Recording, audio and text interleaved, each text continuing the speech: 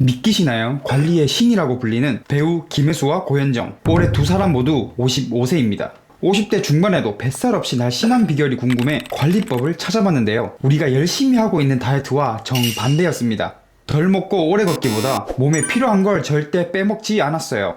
그래서 매일 1시간씩 걸어도 20년간 뱃살이 안 빠지던 60대 엄마에게 그대로 해봤는데요. 아직 7일차 굶기지도 않았는데 체중이 빠지기 시작했습니다. 걷고 적게 먹어도 얼굴과 팔다리만 빠지고 배만 그대로인 분들, 의지 문제가 아닙니다. 호르몬이 달라진 몸에 아직도 20대 방식으로 빼고 있기 때문이에요. 오늘은 살 빼려고 매일 한 행동이 왜 뱃살만 남겼는지 우리가 놓친 3가지를 알려드릴게요. 특히 마지막은 음식도 운동도 아닙니다. 그런데 앞서 말한 연예인뿐만 아니라 나이가 들어도 몸매를 유지하는 분들의 식단과 운동법을 다 찾아봤는데요. 저도 처음에는 다들 꼭 챙겨 먹는 특별한 음식이나 남들은 모르는 운동이 꼭 있는 줄 알았거든요. 하지만 누구는 걷고 누구는 자전거와 근력 운동을 하고 먹는 음식도 전부 달랐습니다. 그런데 관리의 방향은 같았어요. 이분들은 무작정 몸무게부터 줄이지 않았습니다. 살이 빠져도 얼굴만 야이고 몸이 축 처지지 않도록 근육과 몸의 선을 항상 지키고 있었어요. 20대에는 조금 먹고 체중 조금만 줄어도 겉으로 보이는 변화가 금방 나타날 수 있었습니다. 하지만 40대, 50대부터는 체중이 빠져도 얼굴, 상체부터 야위고 팔과 엉덩이는 처지는데 정작 뱃살은 그대로인 경우가 많아요. 체중계는 3kg 빠졌다는 것만 알려줄 뿐 그게 뱃살인지 근육인지는 알려주지 않습니다. 그래서 목표 체중까지 빠졌는데도 거울 속 몸은 생각했던 모습과 다른 거예요. 중년부터는 체중 감소가 곧 예쁜 몸매라는 공식이 통하지를 않습니다. 근육은 지키고 체지방은 줄이면서 자세와 비율까지 살아야 우리가 원하는 몸매가 나와요. 앞에서 본 김혜수님의 실루엣도 단순히 말라서가 아니라 몸 전체의 균형과 선이 살아있기 때문에 고급스러워 보이는 거예요. 그런데 갱년기에는 에스트로겐이 줄면서 지방은 복부에 모이기 쉬워지고 근육은 지키기 어려워집니다. 이때 가장 많이 하는 실수가 뱃살을 빼보겠다고 먹는 양부터 줄이고 걷는 시간을 늘리는 거예요. 걷기가 나쁜 건 아닙니다. 하지만 근육을 지킬 자극 없이 걷기만 하고 식사까지 줄여 단백질이 부족해지면 지방과 함께 근육도 빠질 수 있어요. 근육이 줄면 하루에 쓰는 에너지가 줄고 쉽게 지칩니다. 그러면 운동하지 않는 시간의 움직임도 자연스럽게 줄어들어요. 그런데 여기서 체중이 또 안 빠지면 우리는 더 적게 먹고 더 오래 걷습니다. 이러면 우리 몸은 자꾸 에너지를 아끼고 식욕은 강해지는 방향으로 적응하게 돼요. 결국 똑같이 노력해도 점점 덜 빠지고 평소대로 조금만 먹어도 다시 찌기 쉬운 악순환에 빠지는 겁니다. 여러분이 나이가 들어 게을러졌거나 의지가 약해진 게 아닙니다. 근육은 계속 줄어드는데 그 사실을 모른 채 식사량과 걷는 시간만 계속 밀어붙이고 있었던 겁니다. 해결법은 걷기를 끊는 게 아니라 역할을 나누는 거예요. 걷기로 활동량을 챙기고 일주일에 3번 근력 운동을 더해 몸의 선을 지켜주세요. 처음부터 무거운 기구를 막 들 필요는 없습니다. 스쿼트나 벽 밀기처럼 집에서 쉽게 할 수 있는 운동부터 시작하고 익숙해지면 횟수나 저항을 조금씩 높이면서 하면 됩니다. 여기서 반드시 함께 챙겨야 하는 건 단백질이에요.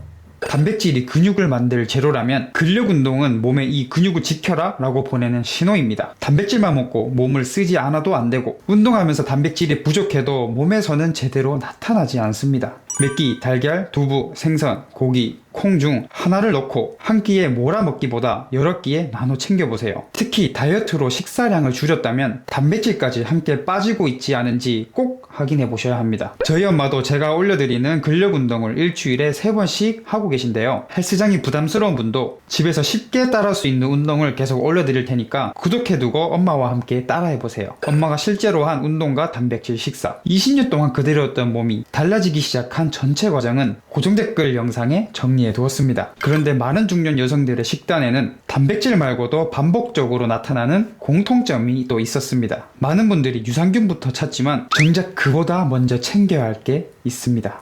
바로 식이섬유였습니다. 단순히 변비를 해결하기 위해서가 아니에요. 중년 다이어트에서는 장내 환경과 혈당을 함께 관리하는 것이 진짜 중요합니다. 앞에서 말씀드렸듯 갱년기 호르몬 변화에 근육 감소까지 겹치면 혈당과 포만감을 조절하는 대사 환경이 예전보다 불리해질 수 있습니다. 그래서 많이 먹지 않았는데도 식후에 처지고 금방 단 것이 당기고 낮에는 참았다가 밤에 식욕이 폭발할 수 있습니다. 이건 역시 의지만의 문제가 아니에요. 식이섬유는 탄수화물의 소화 흡수를 늦춰 식후 혈당이 급하게 오르는 것을 줄이는데 도움이 됩니다. 장내 미생물도 일부 식이섬유를 발효하면서 혈당 조절과 포만감 신호를 관여하는 물질을 뱃살을 만들어냅니다. 장이 뱃살을 직접 태워준다는 뜻은 아니에요. 하지만 혈당이 쉽게 출렁이고 허기가 빨리 찾아오는 환경을 덜 만드는데 도움이 된다는 겁니다. 그래서 중년 다이어트를 시작하면 유산균부터 찾는 분들이 많습니다. 그런데 좋은 균을 새로 계속 넣기 전에 이미 장 속에 살고 있는 균들이 먹고 살 음식부터 확인해야 해요. 아무리 비싸고 균수가 많은 유산균을 많이 먹어도 먹이가 부족하면 좋은 손님을 초대해놓고 냉장고는 텅텅 비워두는 꼴입니다. 그 먹이가 바로 식이섬유예요. 그런데 식이섬유도 무작정 많이 먹는다고 되는 게 아니에요. 핵심은 많이보다 골고루예요. 장내 미생물은 종류마다 이용하는 식물성 성분이 다릅니다. 매일 양상추와 방울토마토만 먹거나 양배추 하나만 산처럼 먹으면 식이섬유 양은 늘어도 장으로 들어가는 먹이의 종류는 그대로인 거예요. 그러니 채소를 한 접시 더 먹기보다 지금 먹던 한 가지 양을 조금 줄이고 새로운 식물성 음식을 한두 가지 더 넣어보세요. 방법은 간단합니다. 한 끼에 단백질 한 가지와 서로 다른 식물성 음식 두세 가지를 함께 먹는 거예요. 달걀에는 버섯과 토마토를 곁들이고 밥에는 콩이나 잡곡과 해조류 반찬을 더해보세요. 그릭 요거트에는 사과와 견과류 또는 씨앗류를 조금 넣으면 됩니다. 채소뿐 아니라 과일, 콩, 잡곡, 버섯, 해조류, 견과류도 식탁의 다양성을 늘려주는 식물성 식품입니다. 실제로 대규모 장내 미생물 연구에서도 일주일에 식물성 식품을 30종류 이상 먹은 사람이 10종 이하로 먹은 사람보다 장내 미생물의 다양성이 높게 관찰됐습니다. 그렇다고 30종을 억지로 채울 필요는 없어요. 오늘 먹던 식사에 새로운 재료를 한두 가지씩 더하고 평소 속이 잘 더부룩하다면 양을 갑자기 늘리지 말고 종류부터 천천히 늘려보세요. 그러니 유산균을 바꾸기 전에 이렇게 한번 확인해보세요. 나는 식이섬유를 많이 먹고 있나가 아니라 나는 매일 똑같은 것만 먹고 있지 않은가? 중년 다이어트에서 먼저 바꿔야 할 건 유산균의 가격이나 균수가 아니라 매일 똑같았던 식탁이었습니다. 그런데 근육도 챙기고 식이섬유도 골고루 먹었는데 유독 밤이 되면 단계 당기고 식욕이 폭발하는 분들이 있습니다. 이때 마지막으로 살펴야 할 건 음식도 운동도 아니에요. 몸속에 쌓아둔 화입니다.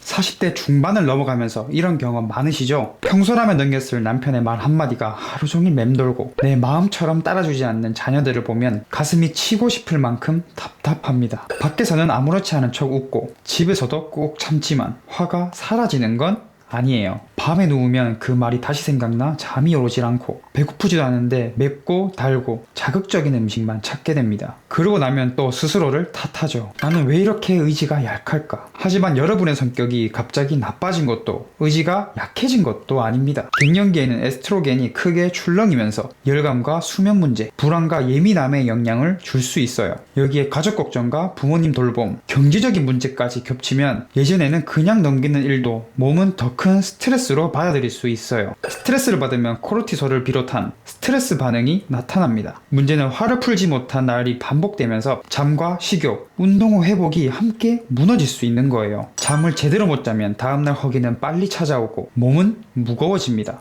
낮에는 살을 빼겠다고 더 적게 먹었다가 밤에는 참았던 식욕이 한 번에 터지고요. 음식을 몰라서가 아니라 화가 식욕으로 바뀌는 겁니다. 그래서 밤에 갑자기 무언가를 먹고 싶어질 때는 냉장고부터 열지 말고 딱 하나만 물어보세요. 내가 지금 배고픈 걸까? 아니면 화가 난 걸까? 배고픔이라면 제대로 드시면 됩니다. 하지만 남편의 말이나 자녀의 문제가 생각날 때 순간 식욕이 생겼다면 음식보다 감정을 먼저 끊어줘야 해요. 일단 10분만 냉장고에서 떨어져 보세요. 숨을 길게 내쉬거나 따뜻한 물로 씻고 집 앞을 잠깐 걸어도 좋습니다. 이때 걷기는 살을 빼기 위한 운동이 아니라 머릿속에서 반복되는 생각을 끊어내는 시간이에요. 속상했던 일을 종이에 그대로 쓰거나 휴대전화 음성 메모에 혼자 털어놓으셔도 좋습니다. 예쁘게 정리할 필요도 없어요. 화를 참는 것과 비워내는 것은 전혀 다릅니다. 그리고 스트레스를 많이 받는 날일수록 굶거나 운동량을 2배로 늘려 자신을 벌주지 마세요. 다음 끼니부터 다시 단백질과 다양한 식이섬유를 챙겨 평소 식사로 돌아가면 됩니다. 한번 흔들린 식욕보다 오늘은 망했으니 내일부터 하자며 전부 포기하는 행동이 다이어트를 더 오래 무너뜨립니다. 결국 갱년기 다이어트는 더 독하게 참는 싸움이 아니었습니다. 근육과 장내 환경을 채우고 몸속에 쌓인 화는 제때 비워내는 것, 몸에 필요한 것을 빼앗지 않으면서 쉽게 무너지지 않는 환경을 만드는 것이 핵심이에요. 그렇다고 오늘부터 3가지를 전부 완벽하게 하려고 하지 마세요. 오늘 드실 한 끼에 단백질을 챙기거나 평소에 먹지 않던 식물성 음식을 한두 가지씩 더 해보세요. 밤에 갑자기 무언가를 먹고 싶다면 냉장고를 열기 전에 10분만 내 감정을 확인해 보세요. 엄마가 실제로 한 단백질 식사와 주 3회 근력 운동, 20년 동안 그대로였던 몸이 달라지기 시작한 전체 관리법은 고정 댓글에 남겨놨으니 한번 확인해 보세요. 지금도 엄마와 함께 실천하고 있으니 7일 이후 몸이 어떻게 변했는지도 계속 솔직하게 보여드릴게요. 집에서 따라할 수 있는 근력 운동과 실제 관리 과정을 놓치지 않으려면 구독해 주시고요. 오늘 영상이 도움이 되셨다면 좋아요도 눌러주세요. 오늘부터 몸에서 무언가를 더 빼려고만 하지 마시고 내 몸에 필요한 것부터 채워 넣으세요. 지금까지 김집집이었습니다. 오늘도 건강하게 누리세요. 감사합니다.